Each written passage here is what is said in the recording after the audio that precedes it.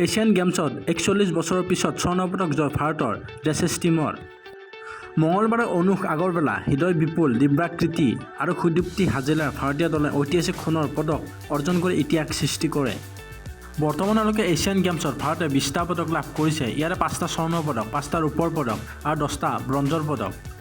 ইয়াৰ উপৰি এছিয়ান গেমছত 25 metre air পিষ্টলত দলীয় শাখাত মনু ভাকেৰ, ঈশা সিং আৰু ৰিদম চাংৱানে ভাৰতৰ বাবে স্বৰ্ণ পদক অৰ্জন কৰে। 50 মিটাৰ ৰাইফল থ্ৰী পজিশ্যন মহিলা দলৰ প্ৰতিযোগিতাত আশী, মানিনী কৌশিক আৰু শিফতে ৰূপৰ পদক জয় কৰে। আনহাতে ভাৰতৰ স্কীত 50 দলৰ পুৰুষৰ প্ৰতিযোগিতাত ব্ৰঞ্জৰ পদক দখল কৰিছে। ভাৰতীয় মহিলা হকী দলে পুল এত ছিংগাপুৰৰ বিৰুদ্ধে 13-0 বিশাল জয়েৰে অভিযান আৰম্ভ কৰে। ইয়াৰ পূৰ্বে ভাৰতৰ 17 বছৰীয়া নেহা ঠাকুৰে নৌযাত্ৰাত ৰূপৰ পদক জয় কৰিছিল। পিছত পুৰুষৰ উইণ্ড চাৰ্ফাৰ RSXত ইবাত আলীয়ে ব্ৰঞ্জৰ পদক অৰ্জন কৰিছিল। এছিয়ান গেমছৰ ক্ৰিকেটত নেপালে বিশ্ব অভিলেখ গঢ়িছে। এটা ইনিংছত 314 ৰান সংগ্ৰহ কৰি নেপালে টি-20ত সৰ্বাধিক দলীয় স্ক'ৰৰ ৰেকৰ্ড গঢ়ে। ই যিকোনো আন্তঃৰাষ্ট্ৰীয় টি-20ৰ সৰ্বাধিক দলীয় স্ক'ৰ।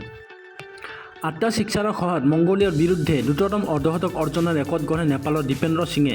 9টা বলতে অৰ্ধশতক অৰ্জন কৰি দীপেন্দ্ৰ সিঙে যুৱৰাজ সিঙৰ অভিলেখ ভংগ কৰে, যিয়ে 12টা বলত অৰ্ধশতক অৰ্জন কৰিছিল।